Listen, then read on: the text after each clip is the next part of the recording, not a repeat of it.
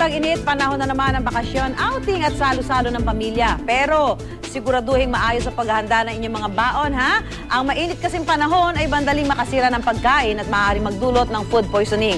Kaya baka imbes na mag-enjoy, ma-killjoy pa ang inyong banding kung may magkakasakit sa pamilya. Kaya panoorin po natin ang mga tips na ito.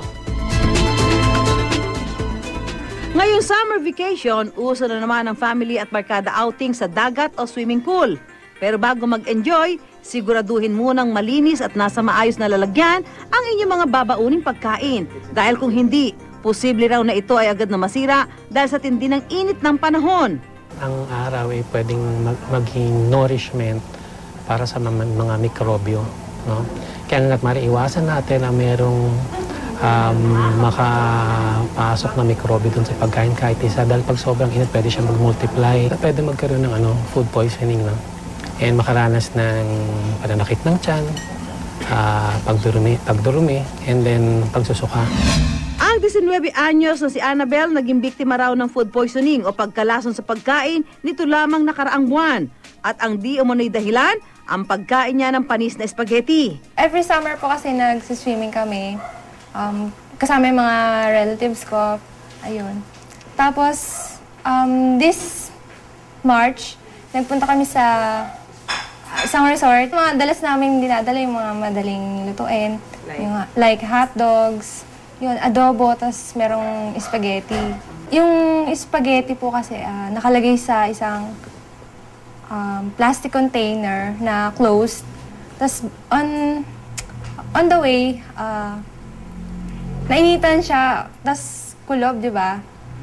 Ayun, nung binuksan namin, nag-moist na siya, tapos may konting bubbles na.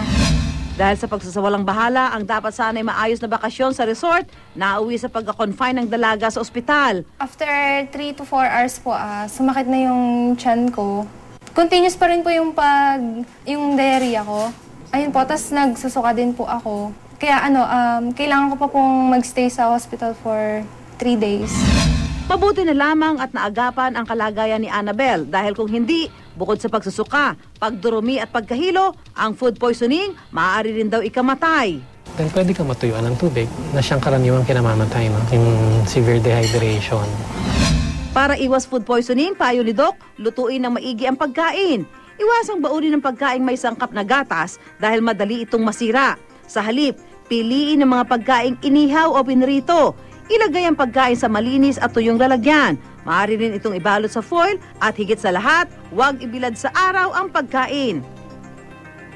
Sakali naman makaranas ng food poisoning, bilang pangunahing lunas ay maaaring bigyan ng biktima ng dinurog na yelo para mahinto ang pagsusuka.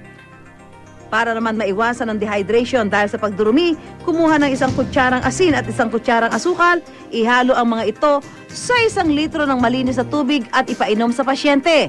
Magtungo sa pinakamalapit na klinika o ospital para matingnan agad ng doktor.